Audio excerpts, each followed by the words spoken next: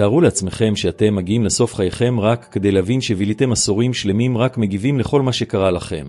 ללא שליטה על הרגשות, חיים על טייס אוטומטי, עבדים לדעותיהם של אחרים. והגרוע מכל, להבין שכל זה היה יכול להימנע. זוהי המציאות השקטה עבור מיליונים. הם חיים לחודים במגלים של חרדה, השוואה וחרטה בדיוק משום שהתעלמו מהעקרונות שמרקוס אורליוס כתב לפני כ2000 שנה. הפילוסוף קיסר ששלט ברומא בתוך מלחמות, בגידות ומגפות, אדם שיכול היה להיכנע לכוח אך בחר לחיות בחוכמה, איזון ותכלית. מרקוס אורליוס הותיר מורשת פשוטה אך עוצמתית, מי ששולט בעצמו, שולט בעולם. וזה בדיוק מה שהסרטון הזה יגלה לכם, את אומנות החיים בתבונה, אומנות המציבה אתכם לפני 99.8% מהאנשים העבודים במרוץ המודרני. אך היזהרו, רק מי שיצפה עד הסוף ממש יבין כיצד ליישם תורות אלה באופן מעשי ולשנות לחלוטין את גישתם לחיים. מרקוס אורליוס האמין שכוחו האמיתי של האדם אינו טמון בשליטה על אחרים, אלא בשליטה עצמית. הוא אמר את המילים המפורסמות, אושר חייכם תלוי באיכות מחשבותיכם. ואם נעצור להרהר בכך, זוהי אחת האמיתות הפשוטות, אך המוזנחות ביותר, של דורנו. אנו חיים בעידן שבו מוחותיהם של אנשים נחטפים ללא הרף. רק הביטו סביב, התראות, מדיה חברתית, השוואות, דעות, שיפוטים. אנשים קמים כבר מגיבים לעולם, לא מכוונים את יומם שלהם. ודווקא כאן זורחת חכמת הסטואים. שליטה בתודעה היא כמו לקחת פיקוד על הגה ספינה בלב שערה. אלה שאינם יודעים לנווט את מחשבותיהם נסחפים על ידי גלי פחד, חרדה וכעס. וזה בדיוק מה שקורה לרובם. הם מאמינים שהסבל נובע מנסיבות, אך מרקוס אורליוס מזהיר אותנו שלא מה שקורה משפיע עלינו, אלא האופן שבו אנו מפרשים זאת. חשבו על משהו פשוט, כמו פקק תנועה. אדם אחד זועם, מקלל, פורק על אחרים. אדם אחר נושם, מקבל את המצב, ומשתמש בזמן הזה כדי להרהר, להאזין למשהו מועיל, או פשוט להתבונן ברגע. האירוע הוא אותו הדבר, אך ההשפעה שונה לחלוטין. הבעיה היא שאנו מאומנים מגיל צעיר להגיב. כשמישהו מעליב אותנו, אנו מגיבים בתוקפנות. כשמשהו לא הולך בדרכנו, אנו מתלוננים. כשהעולם נראה לא הוגן, אנו משחקים את הקורבן. אך הסטואיזם מציע דרך אחרת, להתבונן לפני שמגיבים. להבין שהרגש הראשון שעולה לא חייב להפוך לפעולה. ההפסקה הקטנה הזו בין גירוי לתגובה היא המקום שבו שוכנת החירות. אנשים רבים הורסים הזדמנויות ומערכות יחסים משום שאינם יכולים לשלוט במוחם שלהם. כמה פעמים מישהו דיבר בלי לחשוב ובהמשך הצטער? כמה החלטות התקבלו ברגע של להט, שהובילו לחרטות נצחיות? זה קורה משום שתודעה לא מרוסנת היא כמו סוס פרא, חזק אך מסוכן. הסטואי לומד לאלף אותה בתרגול יומיומי. מרקוס אורליוס לא רק כתב על כך, הוא חי את מה שהטיף. בעת ששלט באימפריה הרומית, הוא התמודד עם בגידות, מלחמות, ואפילו מגפה שעמיתה חורבן על עמו. ובכל זאת, הוא שמר על שלוותו.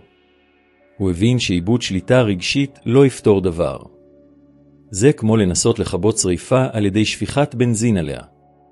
בעידן המודרני, שליטה פנימית הפכה לבעלת ערך רב אף יותר. חרדה, למשל, נחשבת כבר לאחת הבעיות הגדולות ביותר של העידן המודרני. מחקרים מראים שרוב האנשים חווים חרדה בכל יום, וחלק גדול מהם אפילו לא מבינים כמה אנרגיה היא צורכת. כשהתודעה חסרת מנוחה, החיים הופכים לשדה קרב תמידי. אך כשאנו לומדים להתבונן במחשבות מבלי לתת להן לשלוט בנו, אנו מרוויחים משהו שכמעט לאף אחד אין, בהירות. תארו לעצמכם מישהו שמשווה את עצמו ללא הרף לאחרים במדיה החברתית. הוא רואה רק קטעים מושלמים מחייהם של אנשים אחרים ומאמין שחייו שלו אינם מספקים. התוצאה היא תסכול וחוסר ביטחון. אם אדם כזה היה מיישם עקרונות סטואיים, הוא היה מבין שמה שהוא רואה הוא אשליה בלבד, חזית, ושהמדד האמיתי לערך עצמי טמון בחיים על פי עקרונותיו שלו, ולא על פי ציפיות חיצוניות. דוגמה ברורה לכך היא קיאנו ריבס. גם לאחר שהתמודד עם אובדן אשתו, ביתו וחברים קרובים, הוא נותר סמל של רוגע, נדיבות ונוכחות. הוא למד לא להגיב בפזיזות לכאב, אלא לקבל אותו ולהפוך אותו לכוח. התנהגות זו היא בדיוק מה שמרקוס אורליוס היה מכנה שליטה פנימית. שליטה בתודעה אינה אומרת דיכוי רגשות, אלא ההבנה שהם חולפים. כשהכעס מופיע, הוא אורח בלבד. כשפחד עולה, הוא רק ענן חולף. ההבדל טמון בכך שלא נותנים לעצמך להיסחף על ידם. מרקוס אורליוס הצהיר, יש לך כוח על התודעה שלך, לא על אירועים חיצוניים. תבין זאת ותמצא כוח. ציטוט זה משמש תזכורת לכך ששלום פנימי אינו תלוי במצב העולם, אלא באופן שבו אתה בוחר להגיב לו. בעידן המודרני, שבו הכל מהיר ומיידי, אלה שלומדים לשמור על רוגע בולטים באופן טבעי.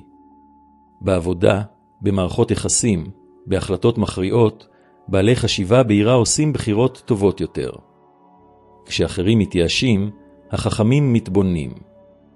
כשאחרים צועקים, החכמים מקשיבים. וזה מה שמציב אותם לפני הרוב. אימון התודעה אינו דבר שקורה בן לילה, אלא תרגול יומיומי. זה אומר להתעורר ולהתבונן במחשבותיך, לשים לב מתי אתה מגיב אוטומטית, ולבחור במודע למה ראוי לתשומת לבך. זה אומר להימנע מוויכוחים המונעים מאגו, לנשום לפני שמגיבים, לקבל שלא הכל בשליטתך. בהדרגה, תרגול זה משנה את דרך חייך. חיים עם שליטה פנימית הם כמו נשיאת מגן בלתי נראה. העולם נשאר אותו דבר, אבל שום דבר לא משפיע עליך באותו אופן. ביקורת לא מפילה אותך, בעיות לא משתקות אותך, וכאוס לא מכריע אותך. וכשאתה מגיע למצב הזה, אתה מבין שאתה באמת לפני כמעט כולם. כי בעוד העולם בחוץ סוער, בתוכך שולטת שלווה בלתי ניתנת לערעור. מרקוס אורליוס כתב פעם, קיבל כל מה שבא אליך, כי שום דבר לא מתרחש שהטבע לא הכין אותך לסתו. משפט זה טומן בחובו אחד הסודות הגדולים ביותר של החכמה הסטואית. רוב האנשים מבלים את חייהם בניסיון להילחם במציאות, מייחלים שהדברים יהיו שונים, כאילו עצם ההתנגדות יכולה לשנות את מה שכבר קיים. אבל האמת היא שהחיים אינם נכנעים לרצוננו. הם הולכים במסלולם, אדישים למה שאנו רוצים, וזה תלוי בנו לבחור אם נסחף בזרם או שנלמד לנווט בו ברוגע. קבלה אינה אומרת השלמה, אלא הבנה שמה שלפנינו הוא מה שקיים כרגע, ושלהתנגד מנטלית לבלתי נמנע הוא בזבוז אנרגיה. כמה פעמים התעצבנתם מפקק תנועה, מגשם ששיבש את תוכניותיכם, מעיכוב בלתי צפוי, או מאכזבה שאינה בשליטתכם? ומה השתנה אחר כך? כלום. רק תשישות רגשית נותרה. קבלה היא אמנות ההבנה שכעס לא משנה עובדות, הוא רק הורס את שלוותך. במהלך שלטונו של מרקוס אורליוס, האימפריה הרומית התמודדה עם מלחמות, בגידות ואפילו מגפה הרסנית. למרות כל זאת, הוא המשיך לכתוב לעצמו על חשיבות השמירה על רוגע וקבלת הגורל. הוא הצהיר, כל מה שקורה לך הוכן עבורך מראש, ונהרג אל תוך הווייתך כבר מראשיתה. הבנה זו מנעה ממנו למרוד בנסיבות ושמר עליו איתן בתוך הכאוס. בימינו, סבלם של אנשים נובע לעתים קרובות מהתנגדות למציאות. כשמשהו סוטה מהציפיות, המחשבה האוטומטית היא, זה לא אמור לקרות לי. משפט פשוט זה מסמן את תחילתו של קונפליקט פנימי הצורך את התודעה. דוגמה ברורה תמונה במערכות יחסים. כשמערכת יחסים מסתיימת, אנשים רבים מבלים חודשים ואף שנים לחודים בעבר, משחזרים מה יכול היה להיות, מנסים למצוא תשובות שאולי לעולם לא יגיעו. הסטואיזם מלמד שאין שחרור עד שתקבל את מה שקרה.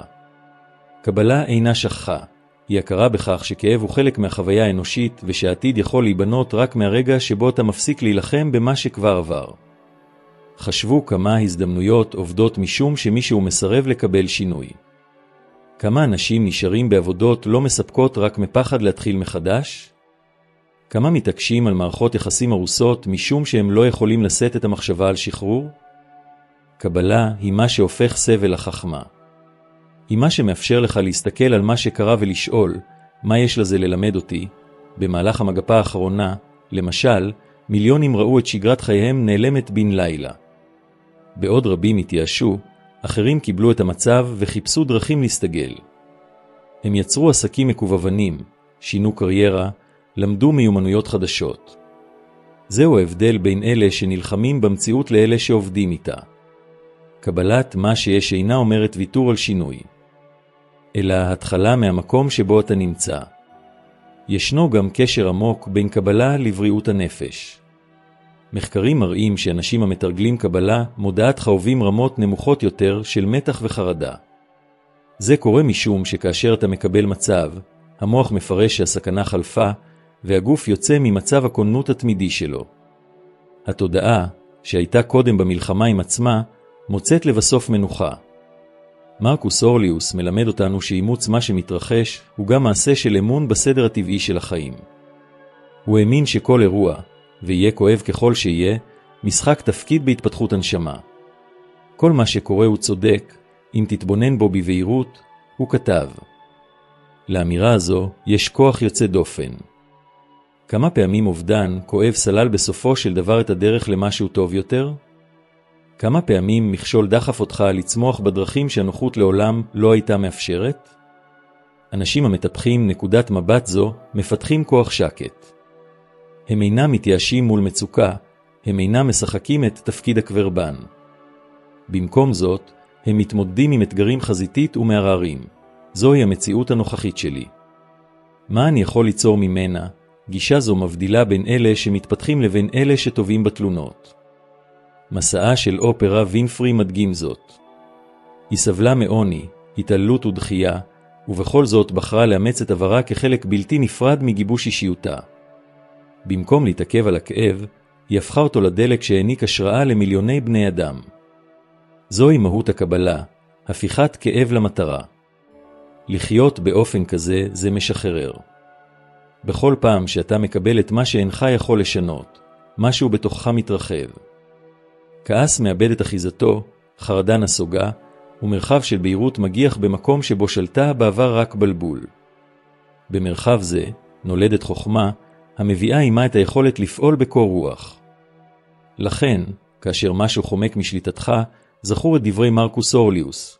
קבל כל מה שקורה לך, כי שום דבר אינו קורה לך שהטבע לא הכין אותך לשאת. סנטימנט זה הוא יותר מעצי גריידה. זו הזמנה לחיות ברוח חופשית מנטל. כי בעוד העולם שואף לשלוט בבלתי נשלט, אלה שלומדים קבלה הולכים בשלווה, ללא קשר למה שמתרחש. למרקוס אורליוס הייתה ראייה בהירה מאוד לגבי כוחו של המשמעת. הוא האמין שהאנושות מתחזקת על ידי שליטה בדחפייה שלה. בהרהורים שלו הוא כתב, אל תפעל כאילו עמדת לחיות 10,000 שנים. המוות מרחף מעליך. בעודך חי, כל עוד זה בכוחך, היה טוב. קטע זה מעביר תזכורת רבת עוצמה. הזמן קצר מכדי לבזבז אותו על בטלה, דחיינות וחוסר כיוון. משמעת היא מה שמפריד בין אלה שרק חולמים לבין אלה שבאמת משנים את חייהם. בימינו, אנשים מחפשים לעתים קרובות מוטיבציה כאילו הייתה מקור קסום של אנרגיה. הם רוצים כוכבית להרגיש חשק, כוכבית לפעול, אך מרקוס אורליוס לימד את ההפך. הוא טען שאסור לנו להסתמך על רגשות כדי לעשות את מה שצריך לעשות. חובה קודמת להנאה. כמה פעמים הזנחת משימה חשובה רק בגלל שלא היית במצב רוח? זוהי המלכודת של התודעה המודרנית, האמונה שצריך לקבל השראה כדי לפעול. הסטואי מבין שפעולה כוכבית מביאה כוכבית השראה, ולא להפך. כאשר אנו מתבוננים בחיים המודרניים, אנו מבחינים בחוסר משמעת נרחב. אנשים שישנים רע, חיים עייפים תמידית, ומתלוננים על זמן, ובכל זאת מבלים שעות על גבי שעות ברשתות החברתיות. העולם הפך למקום שבו הסחת דעת משווקת ללא הרף, ואלה ללא שליטה עצמית נופלים לעתים קרובות קורבן למערכת זו. משמעת היא התרופה למלכודת זו. היא מחזירה את כוח הבחירה. מרקוס אורליוס לא ניהל חיים קלים. אפילו כקיסר, הוא היה קם לפני עלות השחר כדי לכתוב את הרהוריו ולארגן את יומו. הוא האמין שיש לאמן את המוח מדי יום, בדומה לשריר. תרגול עקבי שמר עליו יציב מול אתגרים. כאשר כתב, קום, כי לא נוצרת כדי לשכב, הוא דיבר אל עצמו, נלחם בנטייה הטבעית לחפש נוחות. וזהו קרב שכולנו מנהלים מדי יום. במהותה, משמעת היא מעשה של אהבה עצמית. זוהי הבחירה לעשות את מה שצריך היום, כדי שעצמך העתידי יוכל לקצור את הפירות. חשוב כמה אנשים נוטשים את שאיפותיהם באמצע הדרך כי אינם יכולים לשמר ריכוז. הם מתחילים דיאטה, קורס, פרויקט, רק כדי לוותר במהרה. מאוחר יותר, הם תוהים מדוע שום דבר לא משתנה. הבעיה אינה חוסר כישרון, אלא חוסר עקביות. מרקוס אורליוס לימד שעלינו לעשות טוב באופן טבעי, כמו השמש המחממת מבלי לצפות לדבר בתמורה. להיות ממושמע זה בדיוק זה, לפעול כי זה נכון, לא בגלל שמתחשק לך. בעולם של היום, אנו רואים דוגמאות ברורות לאופן שבו משמעת מעצבת הצלחה. דוויאן דה רוק ג'ונסון הוא דמות כזו. למרות תהילה ואושר, הוא שומר על שגרת אימונים ועבודה קפדנית. הוא הבין שכוח אמיתי נובע מעקביות, לא מעוצמה רגעית. מנטליות זו היא סטואית עמוקה, לא משנה אם אתה עייף או אם היום אינו נוח. המחויבות למה שחייב להיעשות נמשכת. ויש לזה בסיס מדעי. מחקרים מצביעים על כך שאנשים ממושמעים מדווחים שהם מרגישים מאושרים יותר ופחות לחוצים, בדיוק משום שהם מייצרים סדר בתוך הכאוס. כאשר יש לך הרגלים מובנים, המוח חוסך אנרגיה ומפחית תחושות של אי-ודאות. שגרה הופכת לצורה של הגנה מנטלית. זה כאילו כל מעשה ממושמע הוא לבנה הבונה מבצר פנימי. עם זאת, חשוב להבין שמשמעת אינה נוקשות. היא אינה אומרת לחיות ללא עונג, אלא לאזן בין עונג לאחריות. מרקוס אורליוס האמין שעונג צריך לשרת את ההיגיון, ולא להפך. כאשר עונג הופך למדריך הבלעדי, אדם מאבד את דרכו. כמה אנשים מוכשרים אתה מכיר שבזבזו את הפוטנציאל שלהם עקב חוסר שליטה עצמית? ידוענים שאיבדו קריירות, מערכות יחסים ובריאות כי לא יכלו לשלוט בעודפיהם שלהם? ההיסטוריה שופעת דוגמאות כאלה. היעדר משמעת הוא צורה איטית של הרס עצמי. לעומת זאת, כאשר מטפחים משמעת, החיים עוברים טרנספורמציה. היא מטפחת תחושת אמון, שכן אתה מתחיל לכבד את ההבטחות שאתה נותן לעצמך. בכל פעם שאתה מתגבר על האינרציה שלך, אתה מחזק את האמונה ביכולותיך. ביטחון עצמי זהו מה שמקיים שלווה מול קושי. מרקוס אורליוס האמין שעלינו לפעול בהתאם לטבענו הרציונלי. האנושות נוצרה כדי לעבוד, להתפתח ולתרום. כאשר אדם חי אך ורק במרדף אחר נוחות, הוא סוטה ממהותו האמיתית. וזו הסיבה שכל כך רבים מרגישים ריקנות, אפילו כשיש להם הכל. חסרה להם מטרה, ומטרה נולדת מפעולה. משמעת היא מה שמאלץ אותך לעשות את מה שצריך לעשות, גם כשאיש אינו צופה. זה לקום מהמיטה כשגופך משתוקק להישאר, ללמוד כשמוכח מחפש הסחת דעת, להמשיך כשהדרך נראית ארוכה מדי. הסטואי מבין שכל מאמץ יומי קטן הוא ניצחון על עצמו. מסיבה זו, אני מציע אתגר. בחר דבר פשוט אחד, משהו שאתה יודע שאתה צריך לעשות אבל תמיד דוחה. זה יכול להיות קימה מוקדמת יותר, התעמלות, קריאה יומית או מדיטציה. עשה זאת במשך 7 ימים, ללא הפסקה. התבונן כיצד מוכח מגיב, כיצד הוא מנסה לחבל בך, וזיהו את הכוח שצומח כשאתה כובש התנגדות זו. בתרגיל זה נולדת חירות אמיתית. בסופו של דבר, מי שמשועבד לתשוקותיו לעולם לא יהיה באמת חופשי. משמעת, קשה ככל שתראה, היא הדרך הישירה ביותר לחיים קלים ומשמעותיים. כי כשאתה שולט בעצמך, אין עוד דבר שהעולם יכול לקחת ממך. מרקוס אורליוס היה האדם החזק ביותר בעולם בתקופתו. הוא שלט באימפריה, החזיק באושר, בצבאות ובירת כבוד, אך בניגוד לרבים, הוא לא אפשר לאגו לשלוט בו. בערעורים שלו הוא כתב, במהרה תשכח מכל הדברים. ובמהרה כל הדברים ישכחו אותך, מודעות זו לעריות שמרה עליו מחובר למציאות. הוא ידע שכוח ותהילה הם חולפים, וכי ערכו האמיתי של אדם אינו במה שיש לו, אלא במישהו כשאיש אינו צופה. האגו ניצב כאחד מאויבי הגדולים ביותר של החוכמה. זהו הכוח שמוביל אנשים להאמין שהם עליונים על אחרים, שהם כבר יודעים מספיק, שאין להם עוד מה ללמוד. האגו ניזון מאישורים, השוואות והופעות חיצוניות. וככל שאדם שואף יותר להוכיח את ערכו לאחרים, כך הוא מתרחק מעצמיותו האמיתית. כיום, אנו חיים בעידן שבו תדמית לעתים קרובות גוברת על אופי. הכורח להציג הצלחה, יופי ושלמות ברשתות החברתיות הוליד דור של יחידים מותשים רגשית, המחפשים אישור ללא הרף אך לעתים רחוקות מרגישים שלמים באמת. מרקוס אורליוס, גם כקיסר, הזכיר לעצמו מדי יום שהוא רק בן אנוש אחד מבין מיליונים, כפוף לאותם כאבים ומגבלות. הוא יעץ, אל תיתן לעצמך להתנפח מהצלחה ואל תמעד מכישלון, זוהי מהות הענווה הסטואית. לא לאפשר לעצמך להתרומם או להתרסק על ידי נסיבות. האדם החכם אינו תלוי בהרצה של אחרים, שכן שלוותו אינה נובעת מחיצוניות. האגו מוביל אותנו להאמין שאנו מרכז העולם, אך החיים מוצאים דרך להוכיח את ההפך באופן בלתי נמנע. מי שחי רק למען השתקפותו שלו, הופך בסופו של דבר לאסיר שלה. רק התבונן כמה אנשים מצליחים איבדו הכל בכך שלא הצליחו לנהל את הבלותם שלהם. דוגמתו של קניה וסט ממחישה כיצד האגו יכול להתפתח לחבלה עצמית. הכישרון שהזניק אותו לפסגה גם עיוור אותו, וחוסר שליטה על אישיותו הציבורית הוביל להחלטות אימפולסיביות והרסניות. הלקח ברור, כשהאגו תופס שליטה, ההיגיון מאבד את אחיזתו. לעומת זאת, שכל אדם כמו מורגן פרימן. איש נערץ אך דיסקרטי. שמו כמעט ואינו מקושר לשערוריות או מחלוקות. הוא מדבר מעט, אך מעשיו ושלוותו מדברים רבות בעד עצמם. התנהגות זו היא השתקפות של מי שתפס את כוחה של הענווה. החכמים באמת אינם צריכים להתרברב, שכן נוכחותם בלבד מספיקה. ענווה אינה עוסקת בהקטנת עצמך, היא עוסקת בהכרה במקומך בתוך מרחבי החיים. זוהי ההבנה שלא משנה כמה אנו יודעים, תמיד יש עוד מה ללמוד.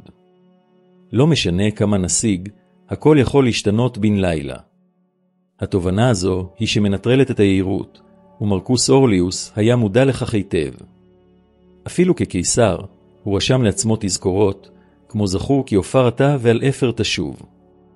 מנהג זה שמר עליו מחובר למציאות, והזכיר לו שכוח ומעמד אינם מעניקים על מוות.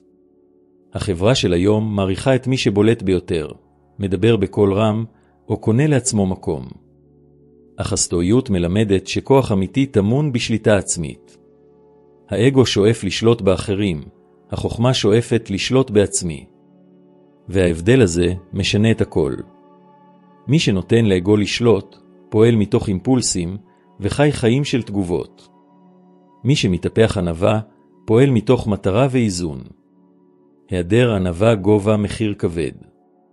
כמה אנשים מצליחים איבדו הכל משום שהאמינו שהם בלתי ניתנים למגע? ספורטאים שתהילתם עלתה לראשם ואיבדו את המיקוד, יזמים שקיבלו החלטות שחצניות וריסקו אימפריות, אומנים שנכנעו לביטחון עצמי מופרז. ההיסטוריה חוזרת על עצמה כי האגו אינו יודע שובעה. הוא משתוקק להערצה, להכרה ולרוממות, אך לעולם אינו באמת מסופק. ענווה, לעומת זאת, מביאה שלווה. כשאינך צריך להוכיח דבר לאיש, נטל ההשוואה נעלם. כשאתה מבין שערך אמיתי טמון במה שאתה עושה, ולא במה שאתה מציג, החיים הופכים קלים יותר. כאילו שקט פנימי מחליף את שעון הציפיות החיצוניות. זוהי חירות אמיתית. מרקוס אורליוס ראה את החיים כמחזה שבו כולם משחקים את תפקידם, ואין אחד חשוב יותר מהאחר. הוא אמר, כל מה שאנו שומעים הוא דעה, לא עובדה. כל מה שאנו רואים הוא פרספקטיבה, לא אמת. מודעות זו מנעה ממנו לשפוט אחרים ושמרה עליו פתוח ללמידה. הוא ידע שגאווה היא מחסום המעכב התפתחות. בעולמנו היום, תורה זו חשובה מתמיד. אנו חיים מוקפים בהשוואות, והאגו מוזן ללא הרף מליקים ואישורים. אבל מי שחי כדי שיריצו אותו, נמצא תמיד על סף תסכול, כי דעת הקהל החיצונית הפכפכה. יום אחד מריעים לך, למחרת מבקרים אותך. הסטואי מבין זאת ונשאר איתן. הוא עומד יציב, כצוק מול הרוח. לחיות בענווה זה לא לוותר על גדולה, זה לפעול בגדולה מבלי להזדקק להכרה. זה לשרת בלי לצפות לתמורה, זה ללמוד גם כשאתה מומחה. כשהאגו שוקט, הנפש צומחת. ובשקט הזה צצה החוכמה שמרקוס אורליוס העריך כל כך. ענווה היא מה ששומר עלינו אנושיים. היא מזכירה לנו שהצלחה אינה גביע, אלא אחריות. שחוזקה אמיתית תמונה בשמירה על מרכזיות, גם כשכולם מראים לך. כי בסופו של דבר, הזמן מוחק שמות, ניצחונות ותארים, אך לעולם אינו מוחק את אופיים של אלו שחיו עם תכלית. מרקוס אורליוס הבין זאת לעומק. ולכן, מאות שנים לאחר מכן, דבריו ממשיכים להדהד כתזכורת. לא הכוח הוא שחושף מי אנחנו, אלא האופן שבו אנו מפעילים אותו. מי ששולט באגו, שולט בגורלו. אם התוכן הזה נגע ללבך, אנא שתף אותו עם אדם מיוחד, או עם מי שאתה מאמין שצריך לשמוע את המסר הזה היום. תודה שהצטרפת אליי עד הסוף והקדשת רגע מיומך להרהר איתי. היה לי העונג לחלוק איתך את המחשבה הזו, ואני מצפה לראותך בסרטון הבא.